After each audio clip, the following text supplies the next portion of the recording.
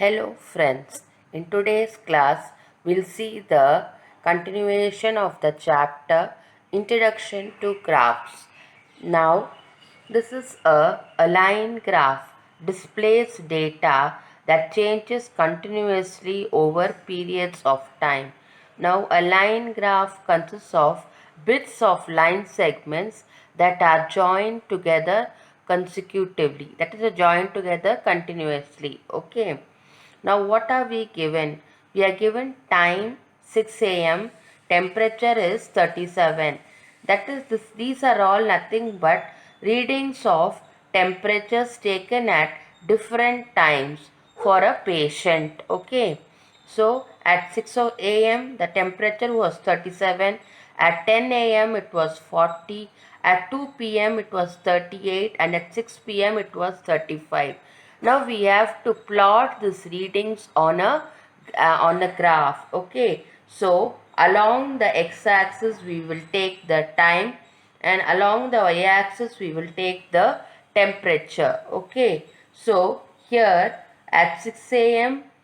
the temperature was 37. So 37 lies between 36 and 38. So we'll plot a point over here. Then at 10 a.m. the temperature is 40. So under 10 and 40, this is the point, we will plot it here. Then at 2 p.m. it is 38. So for 2 p.m. we will plot a point here. Okay. Then at 6 p.m. the temperature is 35. So this is how we plot points on the graph. Once we have plotted it, we will join the points with a line segment. Okay. So here this tells us that how the temperature has varied during different time of the day. Okay, so this is a line graph. This is an example for a line graph. Okay, we'll go to the next topic. The given graph describes the distance of a car from a city P to city Q. Study and answer the following. What information is given on the two axes? Now you are given a line graph and we are asked certain questions. Now what is plotted in your x-axis? The time is plotted, and in your y-axis the distance from P in kilometers. Okay, so a car goes from city P to city Q. Now we are given at what speed the car has traveled for different times of the day, for different hours the speed has been plotted. Okay, so from where and when did the car begin its journey? The car began its journey from city P. Okay, and what was the time when it started the journey? It is 8 p.m. At 8 p.m. the car began its journey. Okay, now how far did it go on the first hour? Now what is the first hour? 8 to 9 is the first hour. The plotting is done for 50 kilometer. I hope you get it. This is 50. So it is 50 kilometers. So the first 1 hour the car has traveled for 50 kilometer. So looking at the graph itself, we can get so much information. To bring this fact outside only, they have given this as an example. Okay, so how far did it go in the second and the third hour? Second hour is from 9 to 10. So at 10 a.m.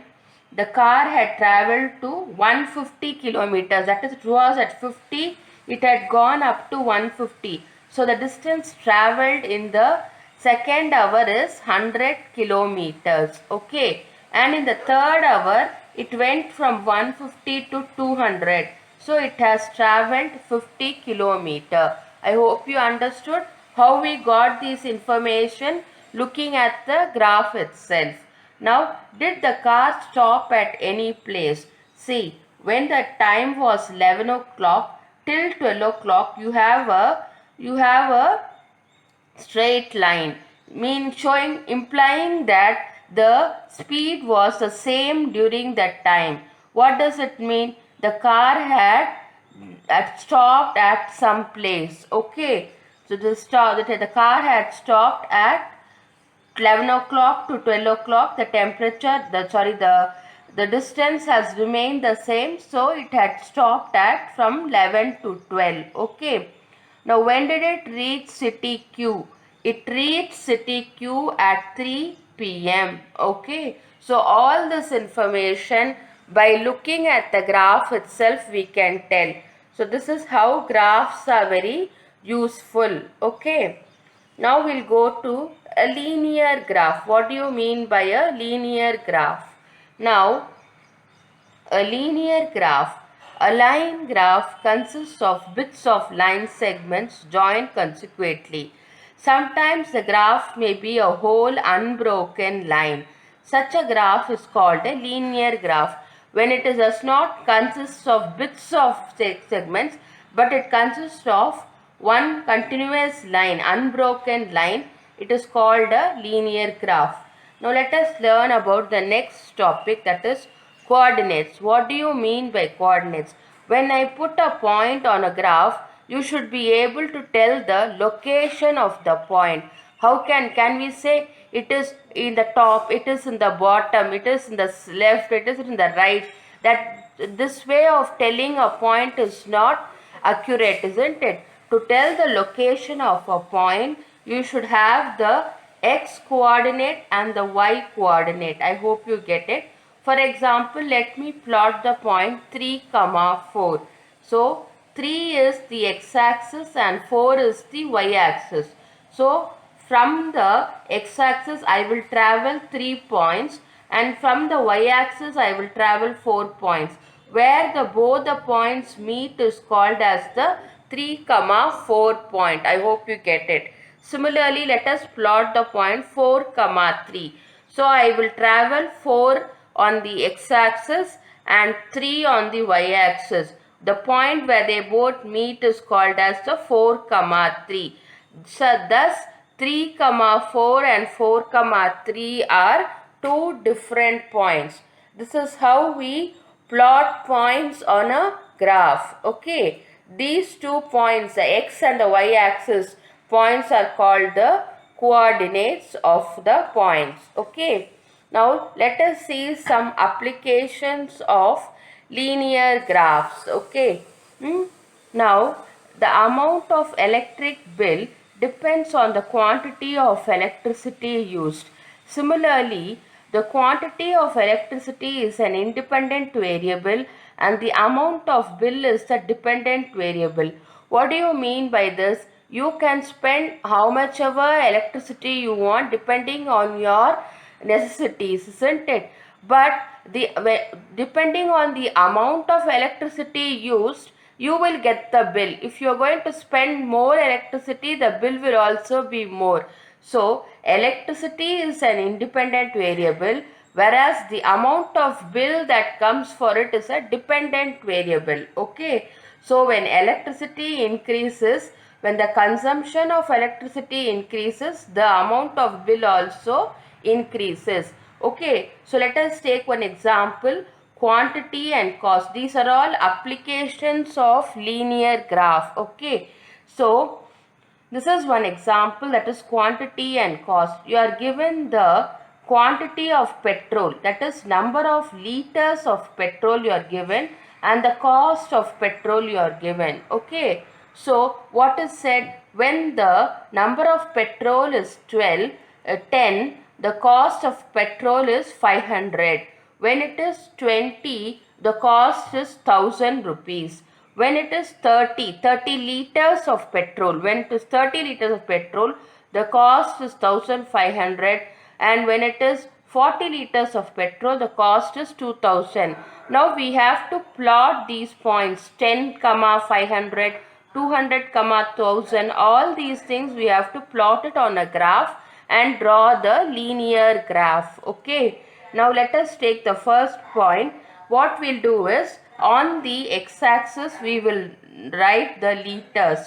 How will we do it? For every, the scale on the x-axis is 1 unit is equals to 5 liters of petrol. I hope you get it. And on the y-axis we will put the cost of the petrol. That will be, for every 1 unit it is 500 liters of petrol. This is how we draw a graph. I hope you get it. We have to first draw the x-axis, the y-axis, you then mark the units on it, and now we will plot the point. Let us take the first one, 10 comma 500. So for 10 petrol liters of petrol, the cost is 500. So this is where my first point comes. I will write it as 10 comma 500. I hope you get it. Now the next one is 20, it is 1000. So under, from 20 to 1000, we will, this is my next point. Then it is 30, it is 1500. Then for 40 it is 2000. So we can write the, we can just mark the coordinates. Okay, now let me join all the points. This is a linear graph. I hope you get it. In some problems we have to calculate this tabular column. The tabular column will not be given to us. We will be given some information. Depending on that we have to draw the tabular column and then draw the graph. Okay, now let us see another application of this linear graph, that is principal and simple and interest, simple interest. Okay, suppose we are given the, we are said that the rate of simple interest is 10%, then we have to draw this tabular column. How will we calculate the tabular column? We can take the principal to be as any number, and since the rate of interest is 10%, now let us take for example for 100 rupees. For 100 rupees, what is, if the rate of interest is 10, 100 into 10%. So it is 10 rupees. So the simple interest is 10 rupees. For 200 rupees, the simple interest is 20. For 300 it is 30, for 400 it is 40, for 500 it is 50. First let us draw the x-axis and the y-axis. Okay. So along the y-axis I will plot the simple interest in rupees, and along the x-axis I will plot the deposits, that is also in rupees. Okay. So I will write the scale. X-axis 1 unit is equal to rupees 100 and y-axis 1 unit is equal to rupees 10. Okay. So what you should do is, let us plot the points.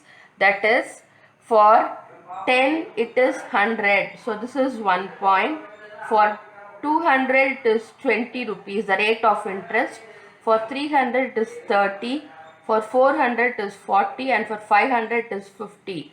Now if you want you can write the coordinates also. 500 it is 50. Now you join all the points together, you get a linear graph. This is how we draw a graph for the principal and simple interest. Okay. If you want you can also plot all the points. This is 100 comma 10. This is, you can even circle it out so that it is visible even more nicely, and then you can write the points. This is for 300 it is 30, so on you can write. Okay. Now that is for principal and simple interest. Now we'll go for time and distance.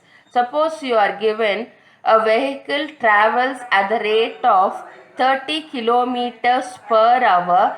You are asked to draw a graph for that. Okay, so first you have to write time in hours, distance covered. So for 1 hour it travels 30 kilometers. For 2 it will travel 60 kilometers, for 3 90, and for 4 120. So now we have to draw the tabular column.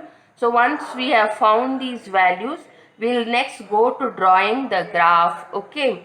So I will plot the time in hours in the x-axis and the distance traveled along the y-axis. Okay, so I will plot the points now. For 1 it is 30, so this is the point, and for 2 it is 60, for 3 it is 90, and for 4 it is 120. These are the points.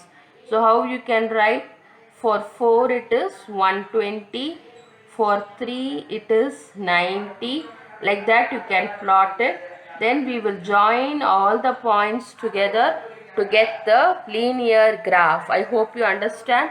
The scale is x-axis 2 units is equals to 1 hour, y-axis 1 unit is equals to 30 kilometers. Okay, so this is how we plot the points on the graph. First we have to write the x-axis and the y-axis, then the scale we have to write, and then plot the points and draw the graph. So that is all for this class. Thank you, friends.